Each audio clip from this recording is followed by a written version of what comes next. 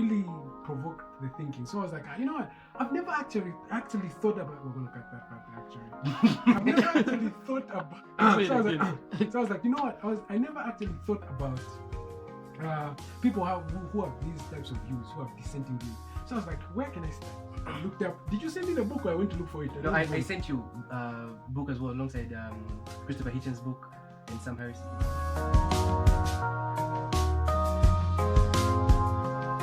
Okay, so welcome to the show.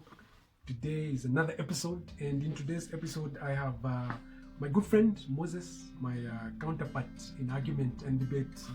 Moses is like John Lennox, and I'm like Christopher Hitchens. Yeah, but today we're not gonna be getting heated. We're just gonna have a nice conversation, you know, just guys talking behind the camera. And remember, the goal is to just get people to read books that matter. Do you have any books that matter? I don't know. Like, do you have any books that you feel like matter? Self-help books, you know, mental health books. Yeah. Just books about self-help books. Though I'm not a fan of self-help books. I feel like here comes a guy trying to sell you something that they believe works for everybody. Because I believe all of us have different experiences, so nobody can come and sell you a self-help book. You know. But there is, let's say, a universal way things work. Yeah. You understand, right? So like this book by, is it Mark Manson. Mark Manson. Which one is it first? Because it's got two books. Yeah, say the titles. I won't be the one. No, I'm not going to say the title. Okay, so for censorship purposes, Hope is messed up. Yes. Yeah. Yes. So and then there is also The Subtle Art of Not Giving a Hoot. So both of them were really, really good books for me, and they helped me. And he was not trying to basically just stay in his life. Yeah. What works for himself. So basically, if you want to relate with that, you can relate with it. Yeah. I even wrote I wrote a review on my blog site for the book, The Subtle Art of Not Giving a. Yes. Yeah. So. Just finish the word. No, man. We're trying to be user-friendly because some people can get touchy with these words. You know? Yeah, true. And we don't want to be labeled as the guys that use abusive language. And that's the problem, because we can get serious. So I was saying, I wrote a review on the book, The Subtle Art of Not Giving a Hoot. Yeah. So why I wrote a review is because I like the book. It's got so much sarcasm and also funny language that it's easy to consume. It's even better when you listen to the audio version of it. Yeah, I love the most. Yeah. Which is very controversial. He says, no one is special. You're not special. Yeah. That one hit me hard. Yeah. You know, it's like, he said, by definition, everybody can't be special. Yeah. Because if everybody's special, then no one is special at all. Yeah. So people who seem to be special are those people who actually didn't fight, not being special, and actually doing the work. Yeah. And being extraordinary. Yes, and then he also talked about how once you're in that headspace where you feel like you're special, you become easily entitled. Yeah. And then easily become like, what do you call those? Social justice warriors. Those pathetic guys. You take yourself away from the picture and look at yourself as a victim. It's like you take yourself away from the problem when you're equally a problem, and you can play a notable part in solving it. But anyway, away from self-help books, what other fun book have you read that really left an impact? Richard Dawkins, the one. God Delusion. We all had fun with the God Delusion. Yeah, so God Delusion is really, really a very interesting book. Yeah. And it just it explains why we're here. It explains why we're even having this conversation. If we never read the God Delusion, we're not going to be here. The God Delusion for me was a book that left an impact. I was shoved upside down. So the God Delusion, before I read the God Delusion, that was the time before school was closed, before Corona came and kicked us in the park. We were happy, enjoying Unza, you know what I mean? Enjoying the time. So this guy came by Soweto with these controversial conversations. He came, attacked us. By then we're like the believers in the Lord. You know, he came, he had some good questions, and I felt like the questions really provoked the book. I went to look for it. I sent you a book as well alongside Christopher Hitchens' book and Sam Harris's book as well. Yeah, I read the God Delusion, and I had these arguments by the cosmological argument, for example, how things come into existence because they had a prime mover, like an uncaused cause will cause something to come into existence.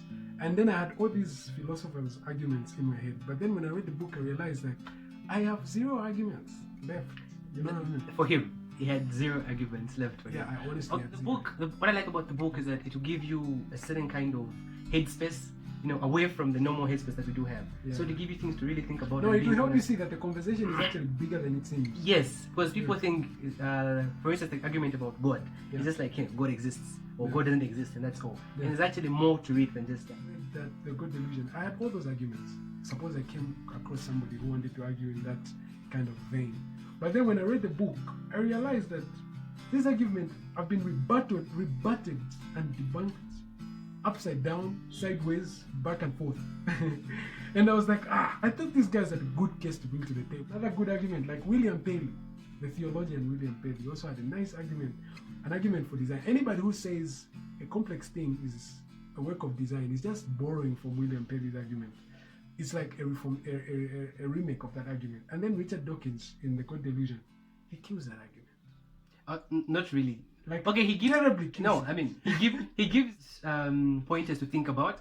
Because the first time I did read that, I wasn't an apologetic Christian. I was just like, hey, Jesus existed and whatever. And I was a Christian by default, or you can say it this way. And I really believed, but I never had a logical explanation Yeah. to why is it so. I was really rushing to things like faith. Before that, I didn't have enough arguments. So when I rushed to him, I was like, hey, let's have a conversation. Let's have a conversation about this. These are my arguments that I have, and I'm lost. Yeah. This guy named Richard, he really, hit me down. So he was there, giving me these answers. We took a walk. It was really a long walk around school and everything like that. Until he said, getting serious with it as well. As I was getting serious with it. Then I came across this book. I was more honest with it than he was. It's a book by C.S. Lewis, Mere Christianity, which actually breaks down Christianity for laymen. Like really tells you in a logic way, not supernatural faith and everything. It really tells you in a logic way what Christianity really is, and that book really helped me. And his his legacy. We came across people like Ravi Zacharias as well, John Lennox. There's so important. There were all those guys. And actually, even Peterson helped me. Yeah, Jordan Peterson really helped as well. Peterson helped all of us, but some of us, That people face is they say God versus science. I don't think that should be a thing at all. Yeah. Because what Christianity, or basically what theists proclaim, is that these two are intertwined. God made science. You understand, right? Yeah. So you can't see science versus God. Yeah. What do you think about it? But I can understand why people say science versus God, because there's this guy, what's his name? Stephen Jay Gould. So he wrote something in his book, Rock of Ages, I think. Yeah. Okay. And that book, Rock of Ages, he wrote something, a principle that he called norma, the principle of norma, or the principle of non-magisterium, non-overlapping magisterium. So why he was saying, look, religion and science, they occupy different magisterium. Religion is on its own and science is on its own. And I can understand why certain people feel like, look, religion and science can't be reconciled, because science is trying to tell you where we came from, where we're going, and what's happening right now. And religion is equally trying to do the same thing. Now, but the they problem are with two the different Bible will point out, like for instance, it tells you in the Big Bang and everything. It tells you in the God created this. There's no Big Bang. This one, not really Big Bang. No. I mean the creation and how it was created. Yeah. He separated this, and you can prove that through science. Yeah. But that doesn't mean the whole Bible is like a scientific book. Yeah. And like a scientific discovery. Did the Bible write the Yeah. dinosaurs? Yeah. What does the dinosaurs have to? What significance does the dinosaurs to Jesus Christ? Yeah. And everything? You continue with what you were saying. You were saying science can be reconciled. How do you feel science can be reconciled? I feel it's, when I was reading Dawkins and other authors against the Bible, I found out, or let me say, theism. I found out that they're trying so much to point out that it doesn't exist, or Christianity is not true, because they're conflicting views in terms of science and everything, Yeah. and which I feel is unfair to the Bible and the Christian narrative, because the Christian narrative did not stand in and say that the gurus of the Bible and the Bible books are not to explain science, but to explain of salvation through Jesus Christ. That's what I feel. Yeah. No, I have no comment. Yeah. But yeah, I But think, yeah, I but- think it's a struggle with putting up to try to reconcile the Bible with science. I think if you want to do it, you can do it. Yeah, it's a free world. If you want to reconcile natural selection with Genesis, that's your struggle. Yeah. You can actually do that. You are free to do it. Or if you want to take a leap further and say no, there's no evolution, there's Genesis, that's another story. That's your jump to conclusions without doing the proper studies of books. Yeah. It's like, because there's people, it's from what you've heard from people around your friends, and you think whatever you're talking about without.